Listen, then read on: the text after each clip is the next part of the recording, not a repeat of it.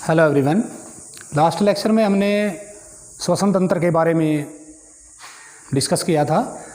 अब हम मानव हृदय और उसकी संरचना और कैसे काम करता है उसकी कार्यविधि के बारे में साधारण तरीके से डिस्कशन करेंगे आप सबके साथ। तो हृदय की बात करें, मानव हृदय की,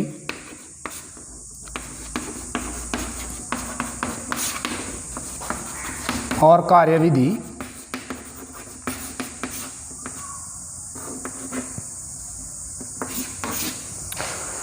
इसमें क्वेश्चन पूछ लिया जाता है एग्जाम में भी ज़्यादातर कि मानव हृदय का नामांकित चित्र बनाओ। हम ये नहीं कहते कि सिर्फ परिसंचरण तंत्र का नामांकित चित्र पूछ लिया जाता है। जितने भी जैव प्रक्रम हैं उन सभी के नामांकित चित्र पूछ लिए जाते हैं। तो इस कड़ी में हम आज हृदय का नामांकित चित्र बनाएंगे। एक तरीका हमने पहले बताया था आपको कि मानव हृदय का चित्र कैसे बनाना है, उसमें वर्किंग, उसका कार्यविधि कैसे प्रदर्शित करनी है, कैसे दिखानी है। एक और दूसरे तरीके से आज बात करते हैं मानव हृदय की कि हम सिंपल एक प्लस का निशान बना लेते हैं और ये आपने पेंसिल के साथ करना है क्योंकि कुछ हिस्से इसमें इरेज करने पड़ेंगे साथ के साथ। फिर इसी कड़ी में थोड़ा सा इसको ऊपर से ऐसे घुमा के ऐसे मिला देते हैं, क्योंकि हम जानते हैं कि मानव हृदय के 4 कोष्ठक होते हैं। जो उच्च कोटि के जंतु जितने भी होंगे, मनुष्य की अगर बात करें तो उनमें 4 कोष्ठक, 4 भागों में बटा होता है मानव हृदय। वैसे तो मुख्यतः आलिंद और नील्य की बात करते हैं। ऊपर वाले दोनों भाग आलिंद हो जाते हैं और नीचे वाले जो 2 भाग बनेंगे वो नील्य हो जाते हैं। नीचे भी ऐसे ही मिलाएंगे।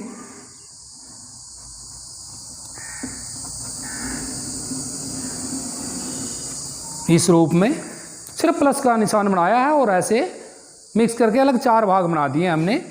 तो इनके नाम लिख लेते हैं। दायां आलिंद,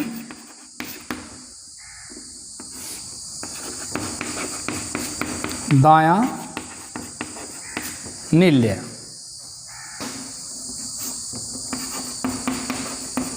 बायां आलिंद,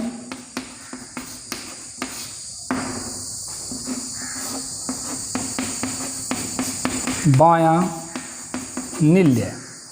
जब हम इसकी बात करते हैं संरचना की तो आलिंद में से जो ब्लड है वो नील्य में जाता है, रक्त जो है वो नील्य में जाएगा और नील्य से ही शरीर के भिन्न भिन्न भागों में जाता है। तो यहाँ वाल्व लगे होते हैं जो रक्त को सिर्फ एक दिशा में आने देते हैं। इनको बोल देंगे वाल्व। दोनों साइड होते हैं। ऐसे ही इस भाग में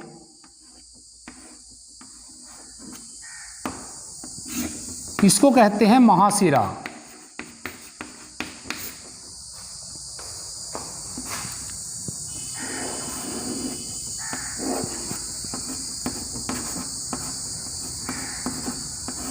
इस रूप में बना देनी आपने। इनको कहते हैं महाधमनी।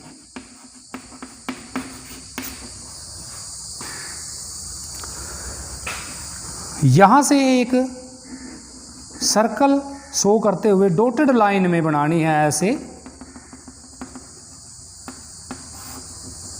डॉटेड लाइन का मतलब ये होता है कि वो जो कोशिका बनाई जा रही है वो कहीं ना कहीं एक नलिका जो है इस भाग में से किसी ना किसी रूप में निकल रही है, उस मांसपेशियों में से निकल रही है। अब क्योंकि ये दाएं की तरफ से आ रहा है इसको बोल देंगे फुफ्फुस धमनी। ऐसे ही यहां बनाएंगे एक डॉटेड लाइन में, इस महाधमनी से मिलाएंगे।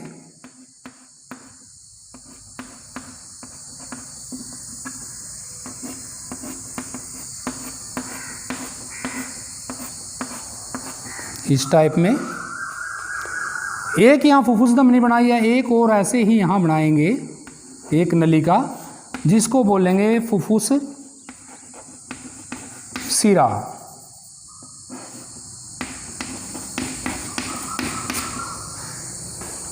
तो यानी कि जो फेफड़ों की सिरा होगी वो फुफ्फुस सिरा, जो फेफड़ों की तरफ धमनी जाएगी वो फुफ्फुस धमनी। हमने इसमें पढ़ा हुआ पहले कि धमनी और सिराएं दो प्रकार की कोशिकाएं होती हैं। जो धमनी होती है उनकी भित्ति जो होती है वो मोटी होती है, आंतरिक भित्ति, क्योंकि दबाव बढ़ता है जब रक्त शरीर के भिन्न भिन्न भागों में जाता है। धमनी दूर लेकर जाती है रक्त को हृदय से, सिरा जो है रक्त को हृदय में लेकर आती है। तो इसका मतलब ये हुआ इसकी जो भित्ति होंगी ये पतली भित्ति होती हैं। तो धमनी और सिरा की बात हो गई। अब ये इसका नामांकित चित्र हो जाएगा कि मानव हृदय का, कि उसमें महाशिरा है, आलिंद है, वाल्व है, नील्य है, फुफ्फुस धमनी है और फुफ्फुस सिरा है।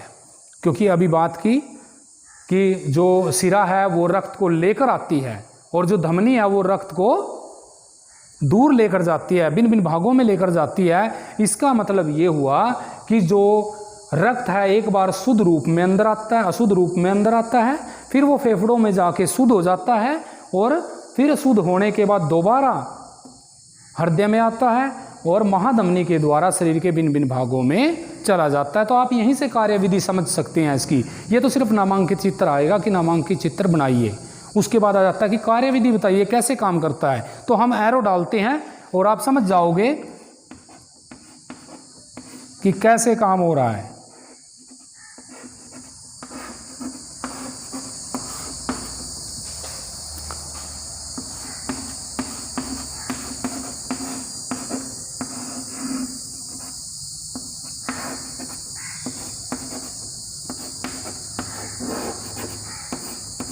तो इसमें जो हमने एरो बनाए हैं वो इसकी कार्यविधि को दर्शाते हैं कि जो अशुद्ध रक्त है शरीर के भिन्न भिन्न भागों से महाशिरा के द्वारा दाएं आलिंद में प्रवेश करता है, यहाँ से दाएं नील्य में आता है। ये वाल्व है ये विपरीत दिशा में रक्त को बहने से रोकते हैं।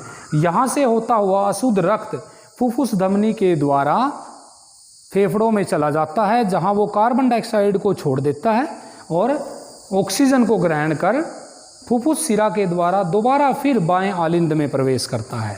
बाएं आलिंद से बाएं नील्य में आता है और महाधमनी के द्वारा शरीर के भिन्न भिन्न भागों में चला जाता है, क्योंकि शरीर के विभिन्न कोशिकाओं तक ऑक्सीजन पहुंचानी ज़रूरी होती है ताकि जो श्वसन की प्रक्रिया है वो चल सके।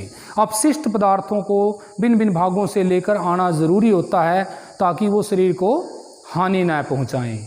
तो ये कार्यविधि हो जाएगी। अब इसमें जो प्रश्न दिखाई दे रहे हैं अलग से वो ये है कि बताइए किस भाग में हृदय के अशुद्ध रक्त आता है? दाएं आलिंद में। कौन सी ऐसी धमनी है जो अशुद्ध रक्त लेकर चलती है?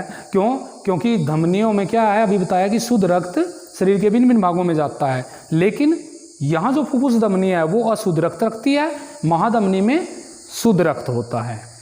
फुफ्फुस सिरा, सिरा की बात करें वैसे तो अशुद्ध रक्त लेकर आती है, लेकिन फुफ्फुस सिरा की बात करें तो ये फेफड़ों में से शुद्ध रक्त लेकर आती है।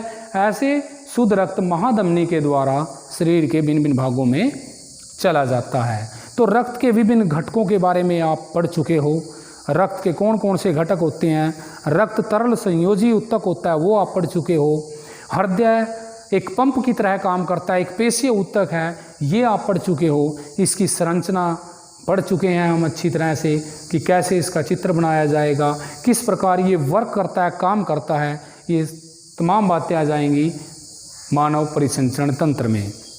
अगली वीडियो में हम इन शॉर्ट में पादप के बारे में पढ़ेंगे कि पादपों के अंदर क्या कोई तंत्र होता है परिवहन के लिए, या कोई स्पेशल अंग होते हैं जो विभिन्न पदार्थों का, गैसों का, या जो भोजन वो बनाते हैं उनका स्थानांतरण करते हैं।